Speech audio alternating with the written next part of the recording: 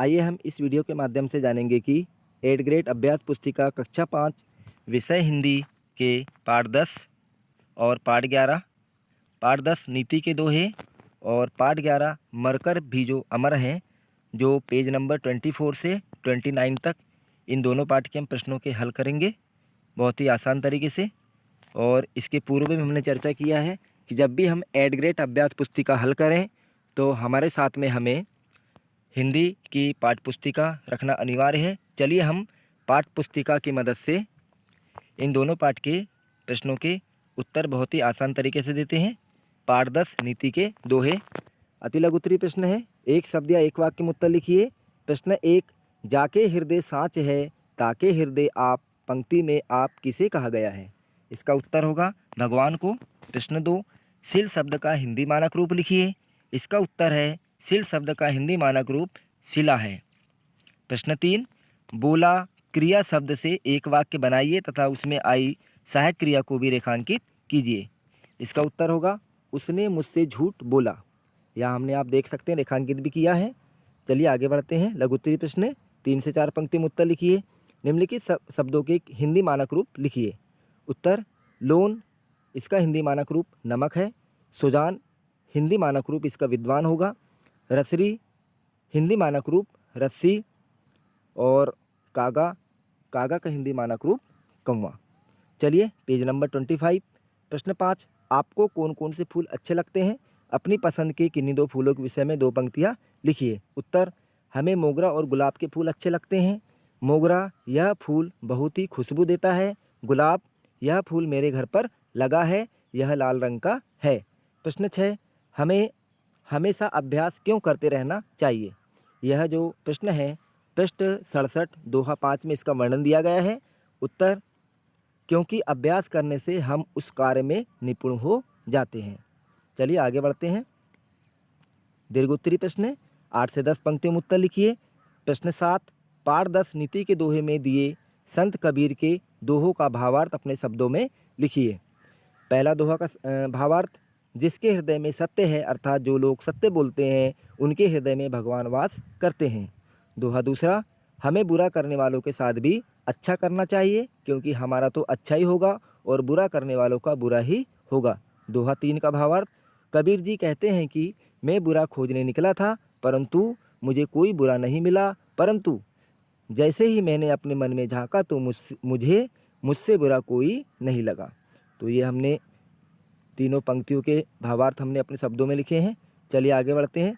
Page number 26 मूल्यांकन 8 अति लघु उत्तरीय प्रश्न, एक शब्द या एक वाक्य में उत्तर लिखिए। प्रश्न 1, कोयल और कौवे में किसकी आवाज़ मधुर होती है? यह जो प्रश्न है पृष्ठ 67 का प्रथम दोहा में इसका वर्णन है, तो इसका उत्तर होगा कोयल की। कोयल की आवाज़ मधुर होती है। लघु उत्तरीय प्रश्न 3 से 4 पंक्तियों में उत्तर लिखिए। प्रश्न 2, दिए गए विशेषण शब्दों को उदाहरण के अनुसार संज्ञा शब्दों में परिवर्तित कीजिए। आप देख सकते हैं एक तरफ विशेषण शब्द हैं और हमें संज्ञा शब्द छांट करके लिखना है। मीठा इसका संज्ञा शब्द होगा मिठाई। बुरा इसका संज्ञा शब्द होगा बुराई। इसी तरह खट्टा खट्टाई, अच्छा अच्छाई, तरुण तरुणी। दीर्घोत्तरीय प्रश्न 8 से 10 पंक्तियों में उत्तर लिखिए। प्रश्न 3, निम्नलिखित पंक्तियों के कवि का परिचय देते हुए भावार्थ लिखिए। कोयल काकी देत है कागा कासो लेत, तुलसी मीठे वचन ते जग अपनों कर लेत। यह जो दोहा है पृष्ठ क्रमांक 68 का प्रथम पद में इसका वर्णन है।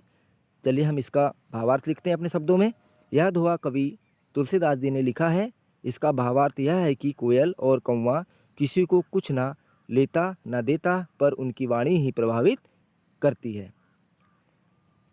ये हमने पाठ 1 के प्रश्नों के उत्तर दिए। पृष्ठ 27 पाठ 11 मरकर भी जो अमर है। चलिए हम इन प्रश्नों के उत्तर देते हैं।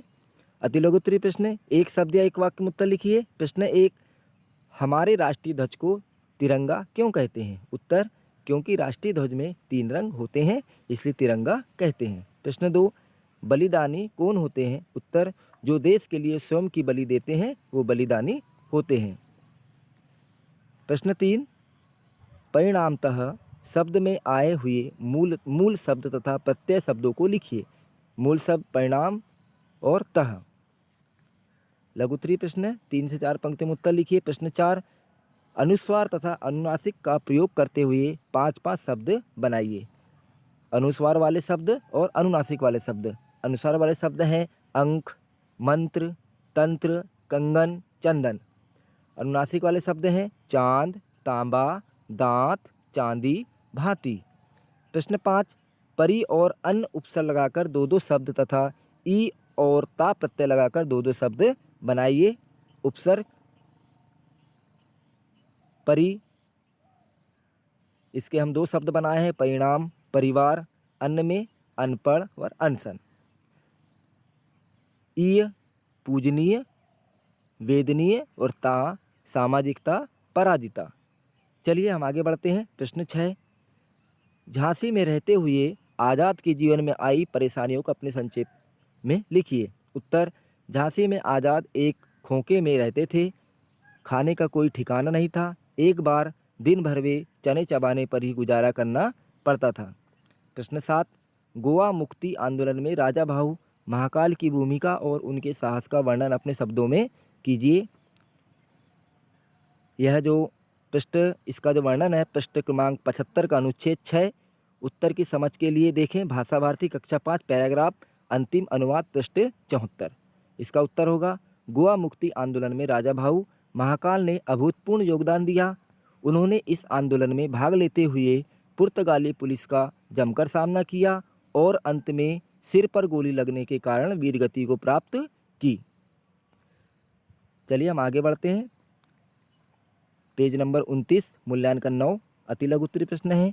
एक शब्द या एक वाक्य में उत्तर लिखिए। प्रश्न 1, राजा भाऊ महाकाल की जन्म दिनांक की एक अन्य विशेषता लिखिए। उत्तर, राजा भाऊ महाकाल का जन्म 26 जनवरी को हुआ था और हम 26 जनवरी को गणतंत्र दिवस मनाते हैं। लघु उत्तरीय प्रश्न 3 से 4 पंक्ति में उत्तर लिखिए। प्रश्न 2, राजा भाऊ महाकाल को तैरने का शौक था। आप अपनी किसी एक रुचि के बारे में बताइए या लिखिए। यह जो प्रश्न है स्वतंत्र अभिव्यक्ति का है। बच्चा इसमें अपनी स्वतंत्र अभिव्यक्ति व्यक्त करेगा। उत्तर, मुझे किताबें पढ़ना पसंद है, किसी को खेलना पसंद होगा, इत्यादि। चलिए हम आगे बढ़ते हैं। दीर्घ उत्तरीय प्रश्न 8 से 10 पंक्तियों में उत्तर लिखिए। प्रश्न 3, पाठ के आधार पर उस घटना के बारे में लिखिए जिसके कारण चंद्रशेखर का उपनाम आज़ाद पड़ा।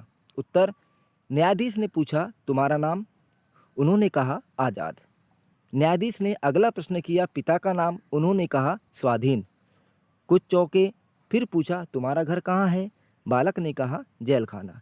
तभी से इनका नाम चंद्रशेखर आज़ाद पड़ गया। तो हमने इस तरह से दोनों पाठों के प्रश्नों के उत्तर दिए।